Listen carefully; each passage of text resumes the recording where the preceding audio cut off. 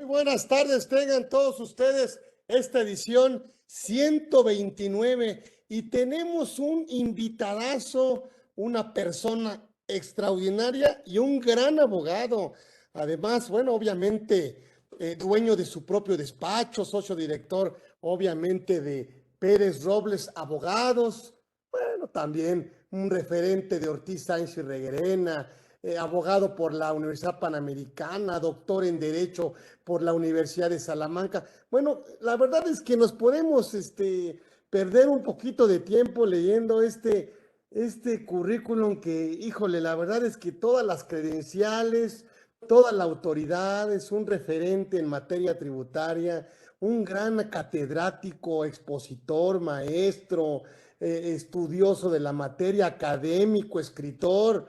Bueno, pues la verdad es que luego hasta dicen que hasta se ve mal y esas cosas, pero pues es que es mi amigo y la verdad es que pues siempre hablar de Arturo Pérez Robles es hablar de un referente en materia tributaria y de un gran maestro para todos nosotros. Y hoy tiene un gran tema que la verdad es que quién mejor que él para platicar de ello. Yo me siento muy honrado, muy halagado de que haya muy generosamente aceptado nuestra invitación. Él no necesita realmente gran invitación, solamente que nos diga cuándo quiere venir, porque es su casa y él puede hacer lo que él quiere aquí en la comunidad Orfe y por supuesto aquí en Conversando con Orfe en esta edición 129.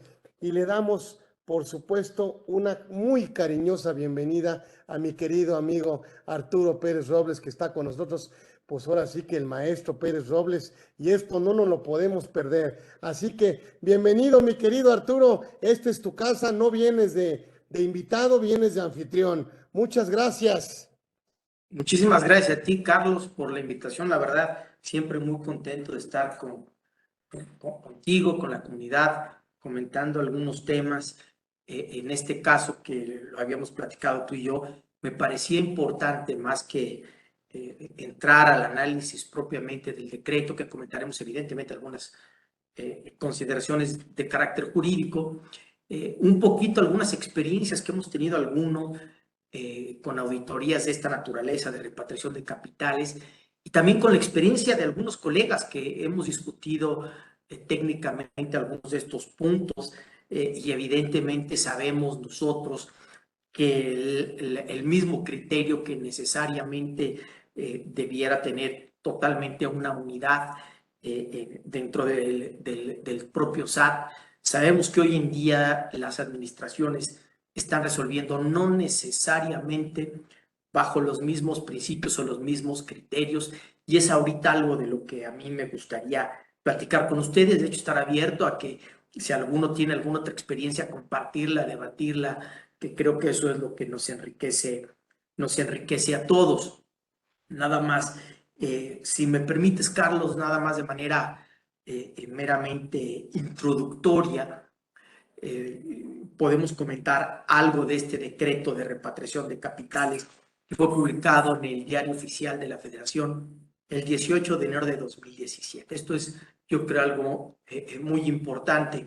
El ejercicio en el cual se tenía que tomar la alternativa de este estímulo, porque así lo califica los propios considerandos del decreto, era el ejercicio de 2017.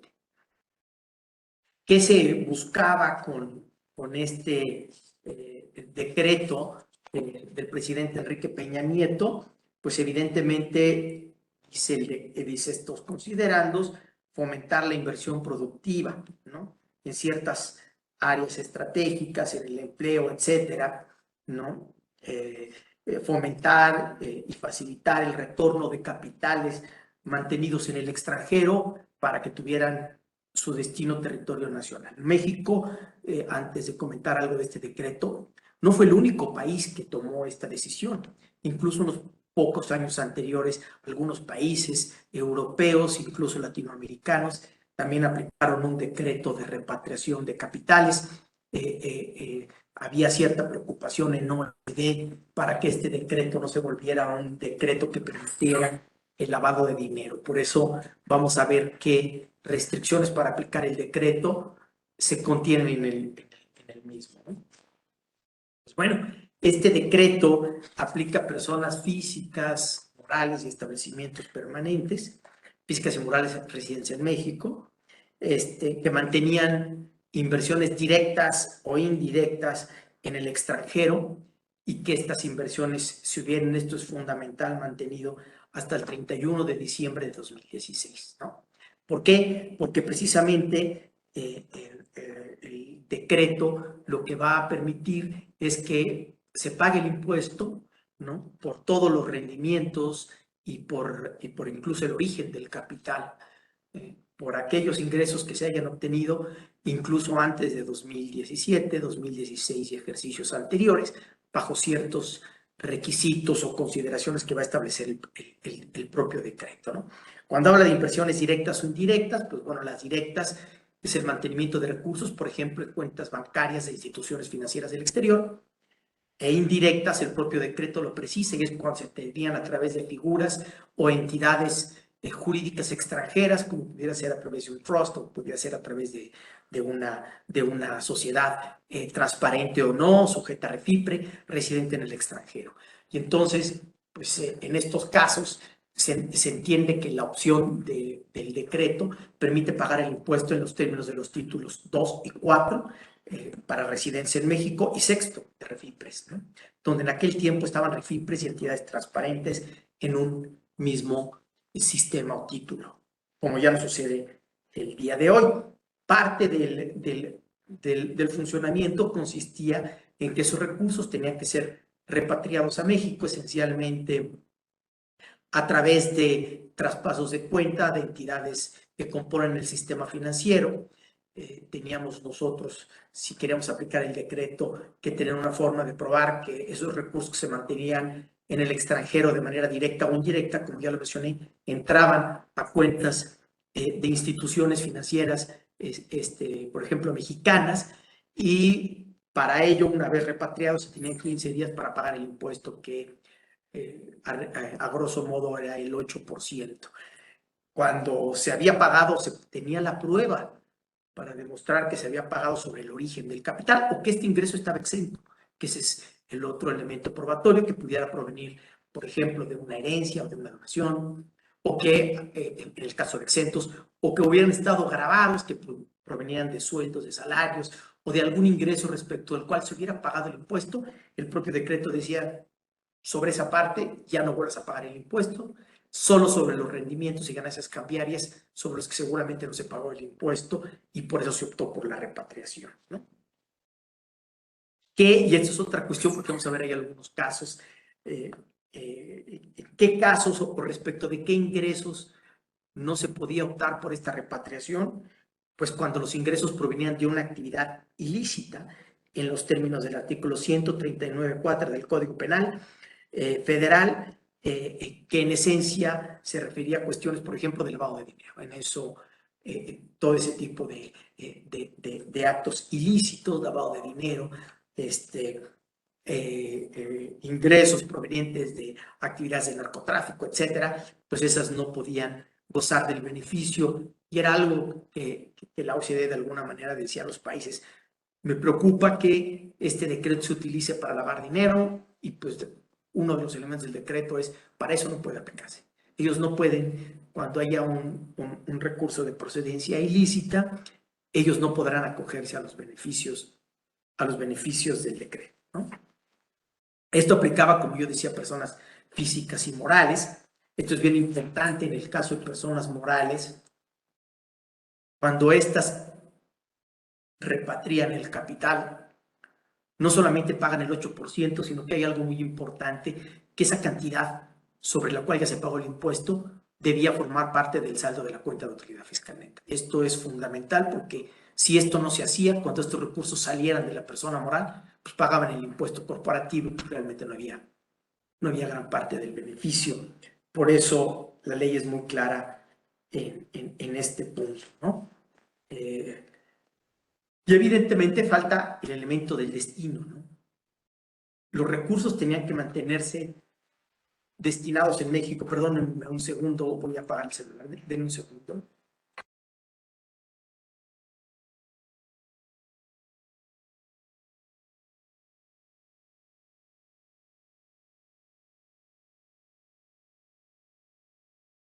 Disculpen ustedes, era nada más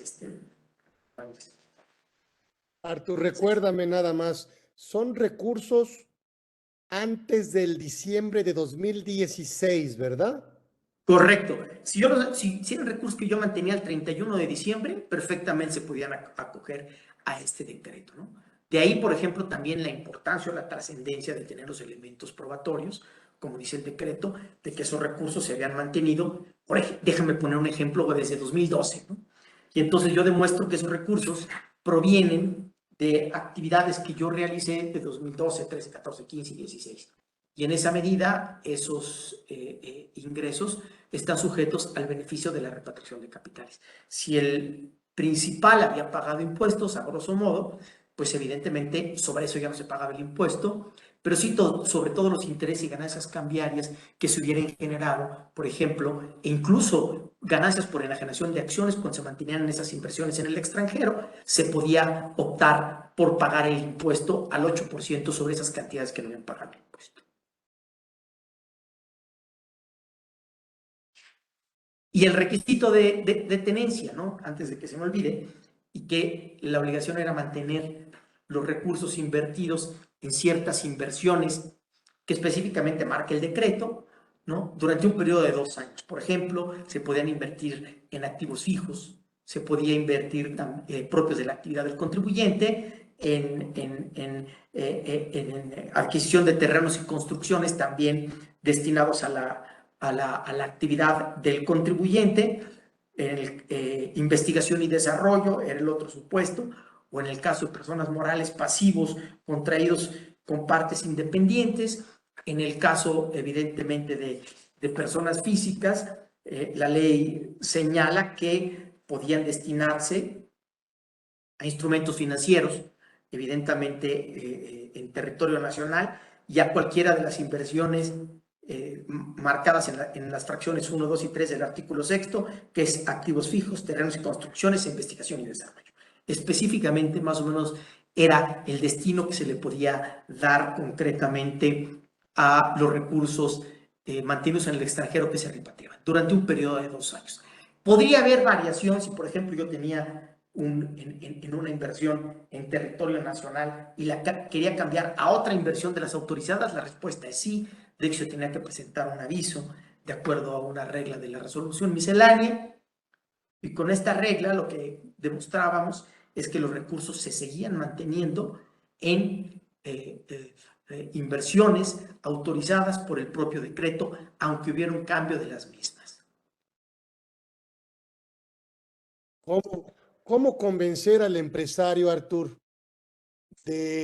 porque hay algunas preguntas que luego nos dicen, oye, ¿podrán cobrarme esos recursos de 2016 para atrás? Primer pregunta, ¿y cómo para qué los traigo? Mira, es muy interesante tu pregunta. Déjame decirte ¿No? ahorita, ¿No? sí, déjame decirte ahorita, te voy a dar mi opinión muy personal de qué ha pasado con estas auditorías en 2017. Evidentemente las auditorías se inician ahorita porque el ejercicio 2017 es en aquel en el que se debe haber repatriado el capital y aplicado el estímulo que deriva de este decreto y que otorgó, y déjame decirlo así, el presidente Enrique Peña Nieto. Hay una cuestión que me parece a mí fundamental. Yo creo, y que es algo que está haciendo la autoridad, ahorita quisiera comentar yo otros temas también, un poquito de lo que con algunos colegas hemos observado, derivado de estas auditorías.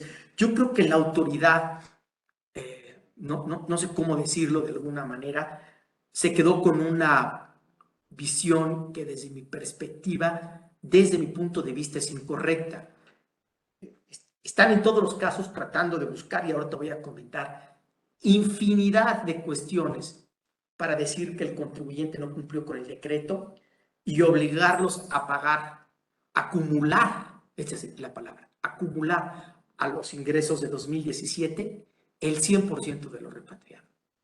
Eso es lo que las auditorías, en mi caso y lo que he comentado con unos colegas, la autoridad está buscando. Y creo, desde mi punto de vista, que esa concepción es errónea, Carlos. Y te voy a explicar por qué.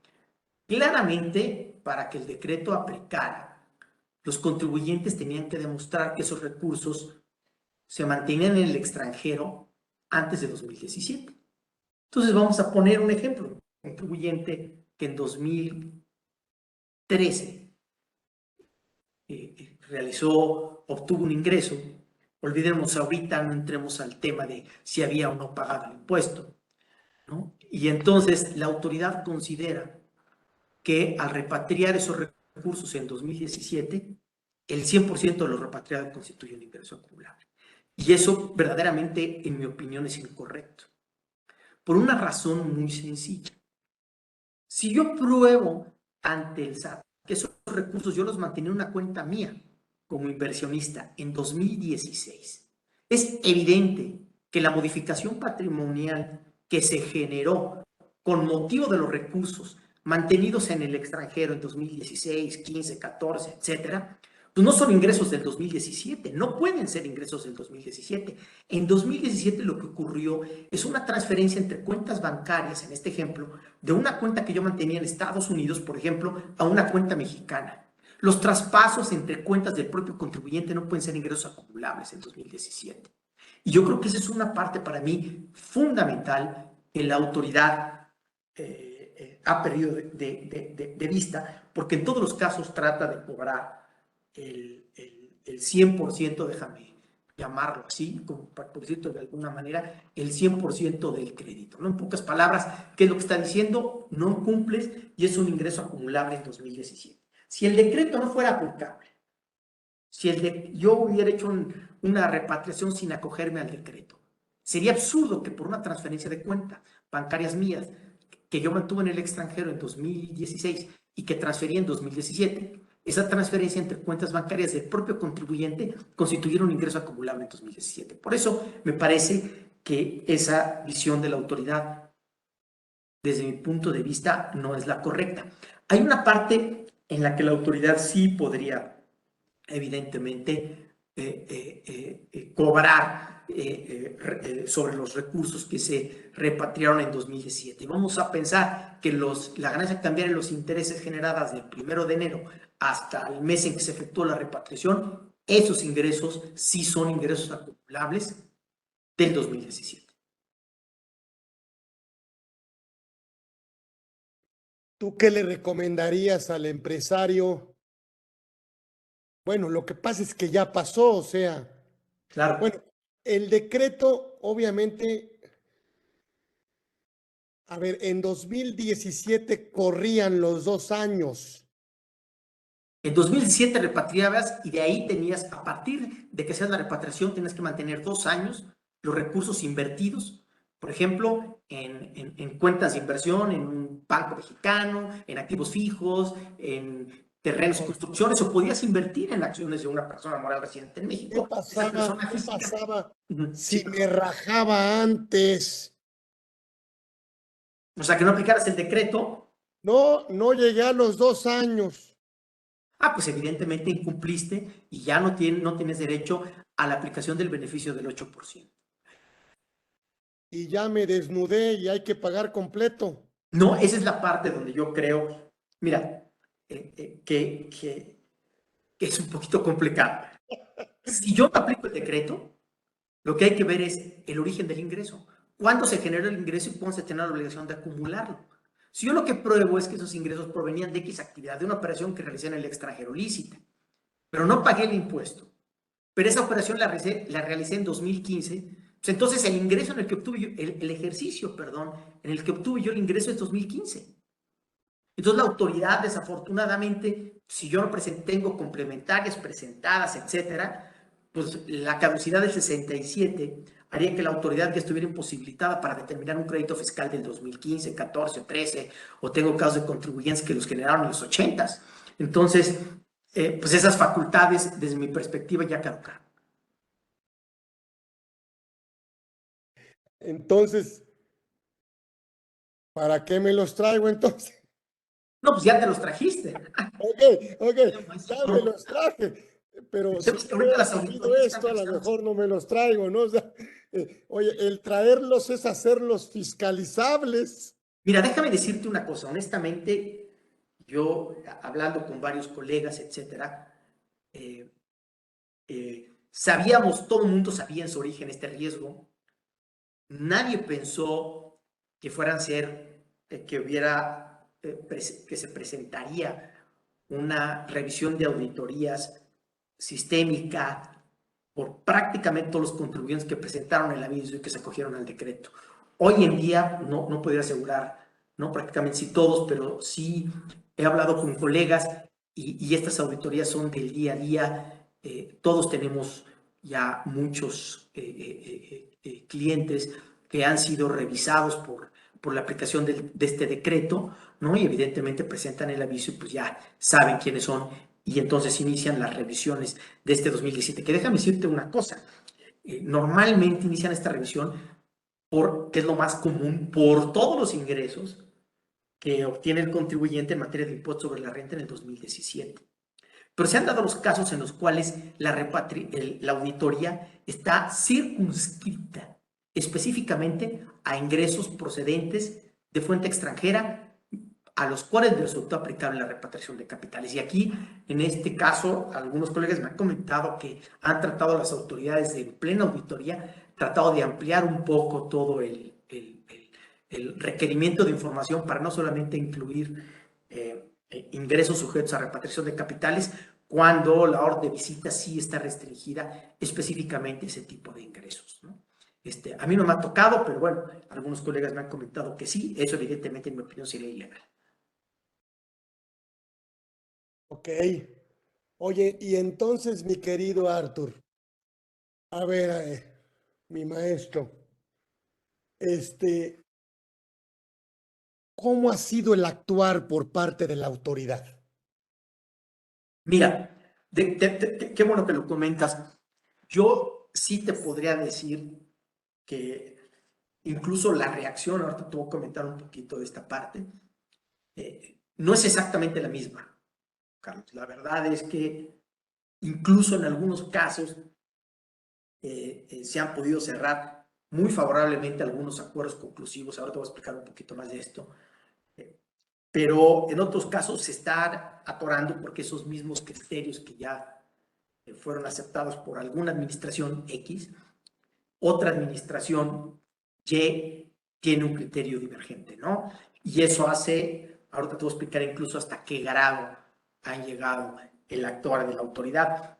Es claro que en este proceso de fiscalización la autoridad no solamente trata de verificar que se cumplió con el decreto, sino que en muchas ocasiones trata de verificar o trata de argumentar bajo qué circunstancias el contribuyente incumplió para que no resulte aplicable el decreto de repatriación de capitales. Y te voy a poner algunos ejemplos, ¿no? Y con efectos interesantes, ¿no? Y que algunos son debatibles, ¿eh? Yo no quiero decir que necesariamente el otro no tenga la razón. Pero, por ejemplo, en el caso de la presentación del aviso, ¿no? Del destino, que el contribuyente no lo presentó en tiempo y lo presentó un día después. Dicen ellos, para nosotros, dice la autoridad, la presentación del aviso en tiempo es constitutivo del derecho, no tiene efectos declarativos, lo cual pues, es muy debatible, ¿no?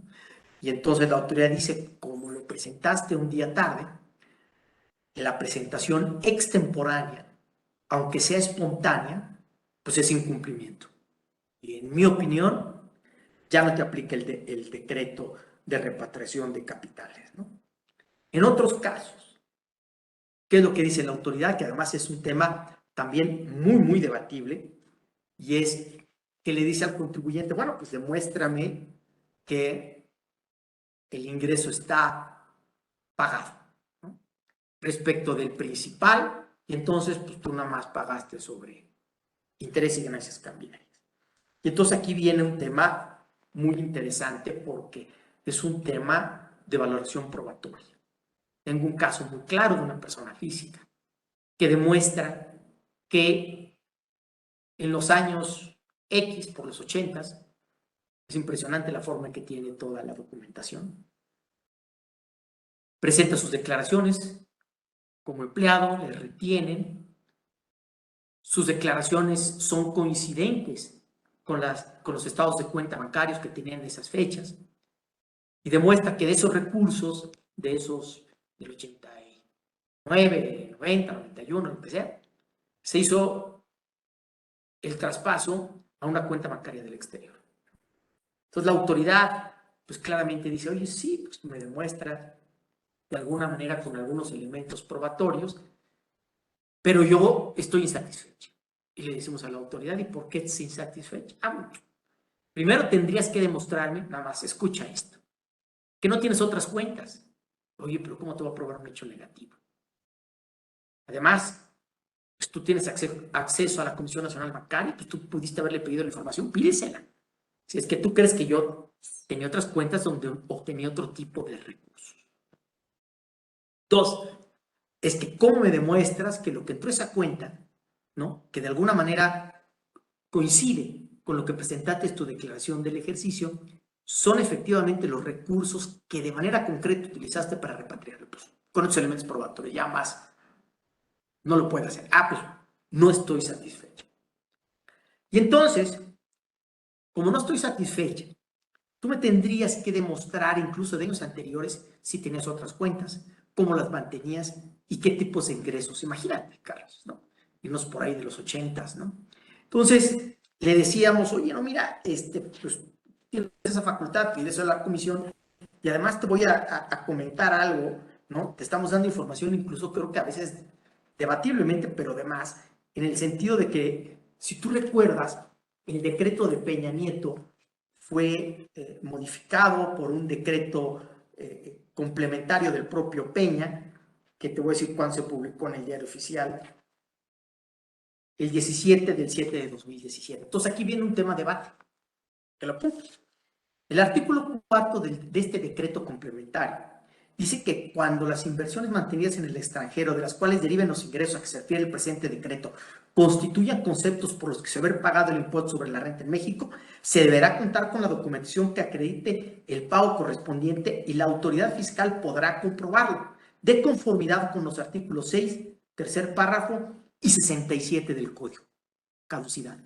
Entonces, llegamos aquí a un extremo, ¿no? Donde, pues, en el artículo 7 del primer decreto, el original de enero de Peña, sí claramente decía, las personas que se acojan al beneficio que otorga el presente decreto deberán conservar como parte de la contabilidad la documentación que demuestra que los recursos de que se trate se recibieron del extranjero, que el pago del impuesto respectivo se efectúa en los términos del artículo 4 de este instrumento, etc.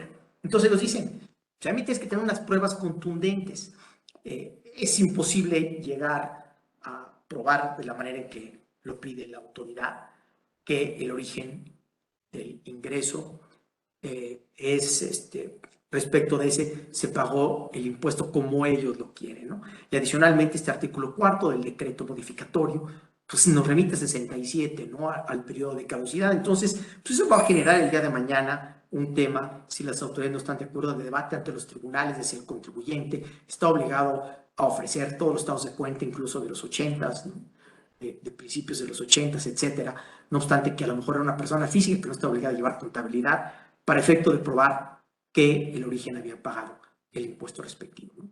Entonces, pues son temas que quedan a debate, ¿no? De interpretación, y la autoridad, por ejemplo, sí hace mucho hincapié en esos temas. Y otro tema, Carlos, que me parece a mí bastante grave, es que la autoridad ya en 2 casos, a mí me toca uno que lo están considerando,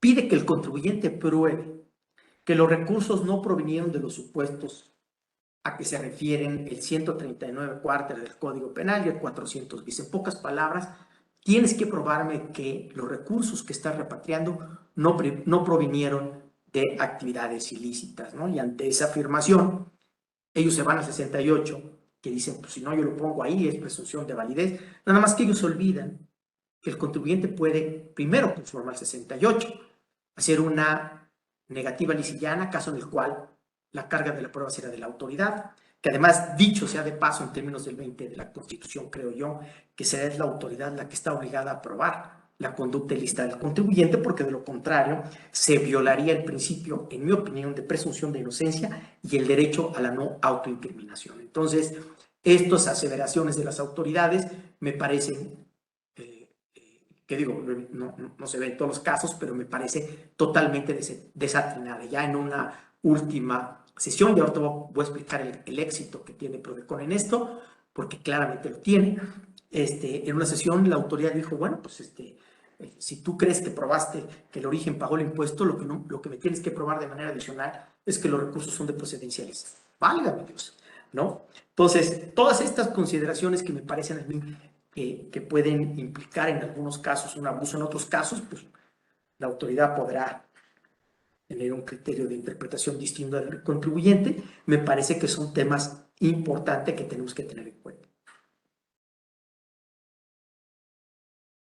¿Qué le recomendaríamos al contribuyente en estos momentos que se apegó al decreto? ¿Cómo tratar de proteger, cómo tratar de preparar a lo mejor una defensa o un acto de autoridad molesto o porque tú traes algunos casos importantes, ¿no, Artur? Sí, mira, déjame decir, yo la verdad es que he tenido una experiencia muy buena en Prodecon. Te voy a comentar un poquito cómo se está. Estas auditorías normalmente están iniciando con una revisión de gabinete. Cuando te emiten el oficio de observaciones, mi sugerencia es acudir a un acuerdo conclusivo. Yo creo que ahí se pueden tomar posiciones muy valiosas en el acuerdo conclusivo y se pueden llegar a resultados óptimos. Tuve casos en los que participé junto con otro colega en temas de esta naturaleza y la verdad es que fueron totalmente exitosos en este punto. Yo no perdería bajo ninguna circunstancia antes del litigio de procurar entrar a un procedimiento de acuerdo conclusivo, ¿no? Tenemos ahorita dos casos, uno se está complicando, atorado ahí por algunas cuestiones medio absurdas, pero tengo la convicción de que tarde o temprano la autoridad va a recapacitar en algunos de estos temas y es probable que se llegue a buen puerto, ¿no? Yo el acuerdo conclusivo lo recomendaría evidentemente pues, prácticamente en todos los casos, ¿no? Ya después, si por alguna razón no se pudiera llegar a esto, la autoridad va a querer liquidar el 100%, creo que tenemos muy buenos argumentos para defenderlo. Si faltan elementos probatorios, pues habrá que acudir al recurso, porque es la última vía donde tenemos la posibilidad de ofrecer y exhibir pruebas en ese tipo de asuntos, y después pues, tendremos que ir al juicio de nulidad en el que tendremos la posibilidad de atacar varios de los argumentos que haga valer la autoridad, que he comentado yo algunos de ellos, ¿no? Al momento de determinar el crédito fiscal. Me parece que el liquidar el 100% de las cantidades transferidas por parte del contribuyente, que estaban al 31 de diciembre de 2016, que por hacer una transferencia entre cuentas bancarias del propio contribuyente se considera un ingreso total de 2017, me parece totalmente un desatino, me parece que eso un argumento contra la postura de la autoridad. Hay muy buenos argumentos para obtener una resolución favorable en un juicio. O sea, no es una amnistía, es decir, la autoridad me dice, si el dinero que tenías en el extranjero sí pagó impuestos en su momento y me compruebas que así fue, entonces las ganancias patrimoniales, o obviamente la ganancia patrimonial que estamos hablando prácticamente de qué, pues intereses, ganancias cambiarias, a lo mejor enajenación de acciones, o sea, la ganancia patrimonial de haber invertido ese dinero con origen fiscal, dejo que te lo traigas y me lo inviertes 2 años en lo que ya comentamos y te cobro el 8%, ¿es correcto? Es correcto. Es correcto. Incluso se podía que si el origen del capital no hubiera pagado el impuesto, bueno, pues sobre el origen del capital, el 100% de lo reinvertido, se pagaba el 8% y eso ya, esos recursos ya estaban limpios, déjame decirlo de alguna manera. Y reitero, evidentemente esto no aplicaría si esos recursos de origen, ¿no?, provienen de actividades ilícitas como lavado de dinero, etcétera, ¿no? Eso evidentemente no es aplicable. Pero pensando que son actividades lícitas, aunque sobre el origen no se hubiera pagado el impuesto, con esta repatriación te decía, págame el 8 y queda ya. Y vale insistir nada más un tema, porque hay un caso en el que el tema está interesante y lo voy a platicar para una persona moral, que la persona moral es la que aplicó el decreto. Entonces nosotros sabemos que se paga el 8% y en 2017 adicionó a la CUFIN, al saldo de la cuenta de utilidad fiscal neta, el total de esos recursos que fueron repatriados.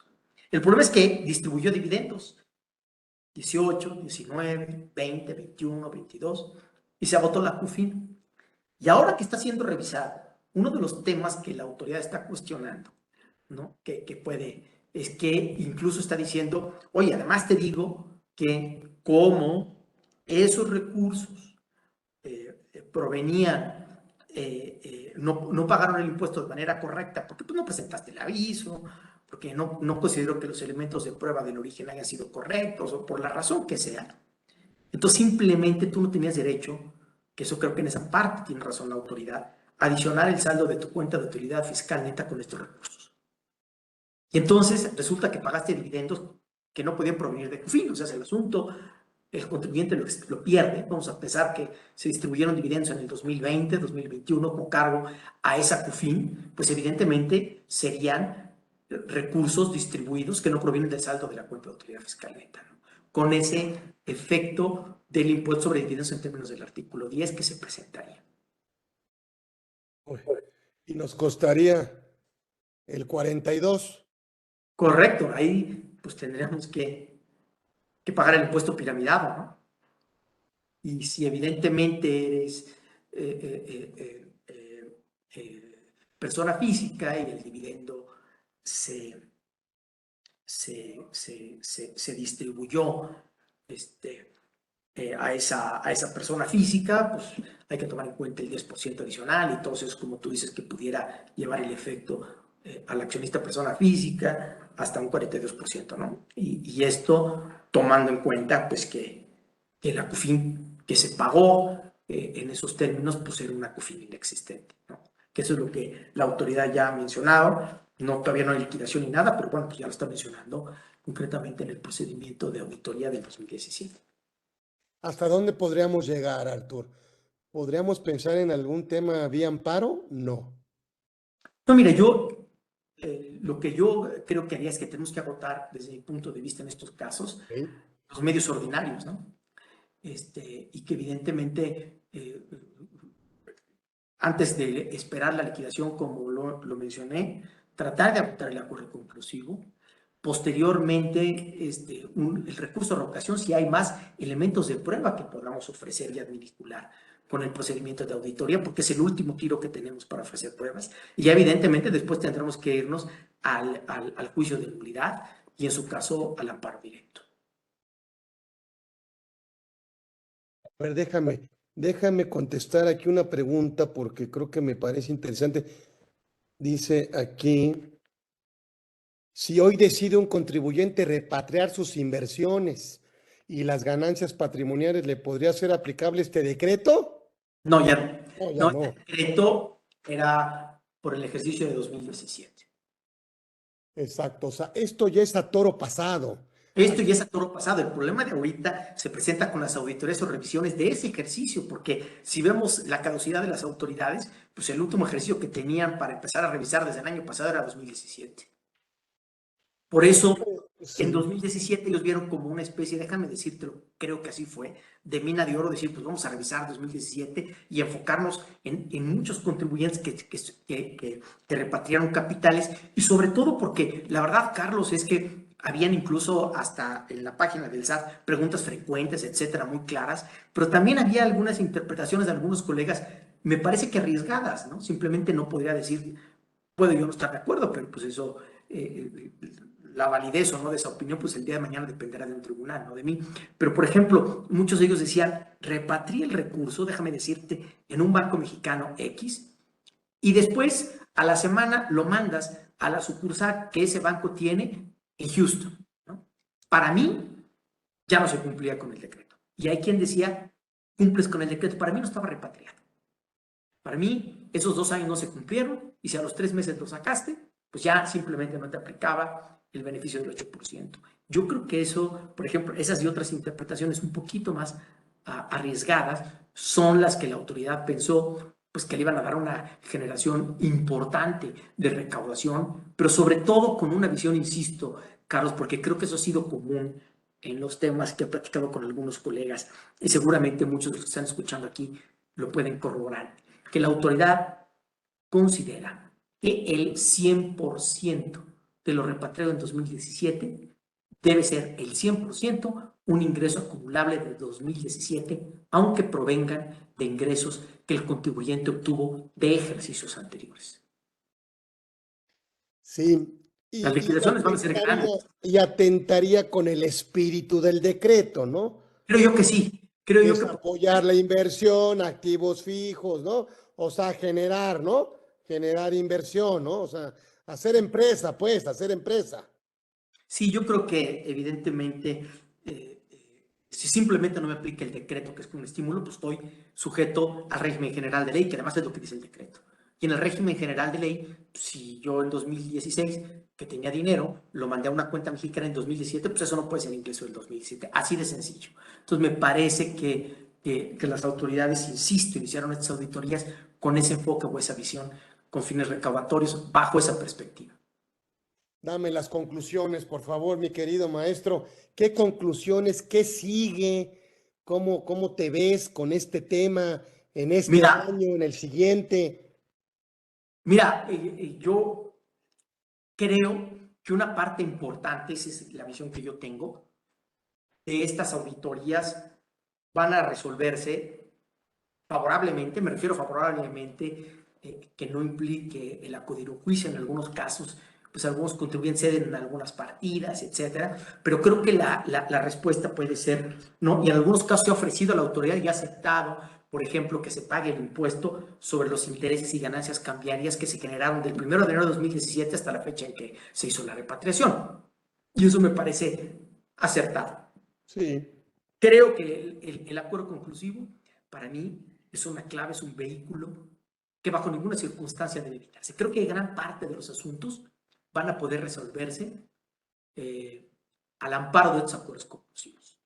Si por alguna razón algunos de ellos no son favorables, yo lo que sugiero es, evidentemente, contar con todos los elementos de prueba que ya se cuentan y tomar en cuenta las razones de la autoridad de por qué considera que el 100% es gravable y por qué no tomó en cuenta o valoró en ocasiones indebidamente las pruebas ofrecidas por contribuyente para demostrar tanto el origen del ingreso como específicamente, en algunos casos, la vinculación de la cuenta de origen que tenía yo hasta 2016 y la repatriación que hice a la cuenta mexicana en el ejercicio de 2017, que es otro de los elementos que la autoridad dice que no hay una claridad, sobre todo cuando se trata de inversiones indirectas, que ese es un punto bien importante, ¿no? Sí hay que tener todos los elementos probatorios, porque en ocasiones las cuentas no coinciden con los beneficiarios de la cuenta, en alguna es un trust extranjero, es una entidad extranjera sujeta a un régimen fiscal preferente, y en otros casos el destinatario en México soy yo, pero yo era el accionista, entonces tendré que probar todos esos elementos para demostrar por qué se me aplicaba el decreto por repatriar inversiones indirectas. Entonces, todos esos elementos probatorios hay que tenerlos en la fase de la auditoría, en la fase de PRODECON, adminicularlos, tratar de convencer a la autoridad específicamente de que se cumplió con los elementos del decreto. Si no es así, pues entonces estar dispuesto a pagar, ¿no? El impuesto sobre los intereses y ganancias cambiarias si por alguna razón hubo algún tema de incumplimiento o que pensamos que es altamente debatible defenderlo en el juicio, para tratar de pagar el impuesto sobre los intereses y ganancias cambiarias que se generen durante 2017, hasta en tanto los recursos quedan invertidos en el sistema financiero mexicano, y con base en eso, bueno, los otros activos permitidos por el decreto, ¿no? Y con base en eso, pagar el impuesto, ¿no? Y en caso de que no se pueda, pues tener todos los elementos para defenderlo en juicio, que, como lo he mencionado, creo que pudieran haber elementos, en muchos casos, sólidos para obtener una sentencia favorable. Ay, pues qué gusto, mi querido Arthur. Sé que te tienes un compromiso, por lo tanto, a ver, Hugo, hoy tenemos un reconocimiento de tantos que tiene, pero que lo meta ya a la carpeta del mes, así de los de marzo, así, marzo, ahí es nuestra forma, nuestro agradecimiento, pues es una partecita, pero te mandamos todo nuestro cariño, aprendemos mucho siempre, mi querido Arthur.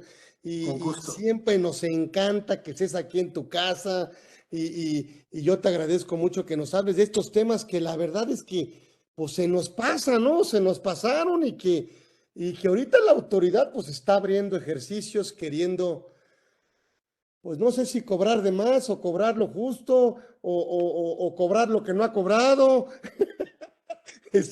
Miran los tribunales. Ya no sé, o le gusta el trompo, o se va a subir al ring, o no sé, y qué mejor que contigo para explicarnos este tema de las auditorías en tema de repatriación de capitales. No me queda más que agradecerte, te mando un abrazo muy grande y todo nuestro agradecimiento. Así que dejamos al maestro, el maestro Arturo Pérez Robles estuvo con nosotros aquí con este gran tema y le agradecemos mucho y no lo vamos a dejar, lo vamos a seguir invitando hasta que nos dé fecha y él puede poner la fecha que él quiera. Así que le mandamos un abrazo muy grande. Gracias a todos los que se conectaron en Facebook, bueno, estamos en todas partes y además aquí de manera directa. Así que muchas gracias y nos vemos con una emisión más de Conversando con Orfe, como ya saben, todos los miércoles en una edición más que será la 130, ya hace 130 ediciones, así que seguiremos invitando a referentes y qué mejor que hoy tuvimos una clase magistral con don Arturo Pérez Robles. Gracias, Artur, gracias. Un abrazo a todos. Hoy tuvimos un gran invitado. Gracias. Nos vemos próximo miércoles, 13 horas, aquí en Conversando con Orfe. Gracias.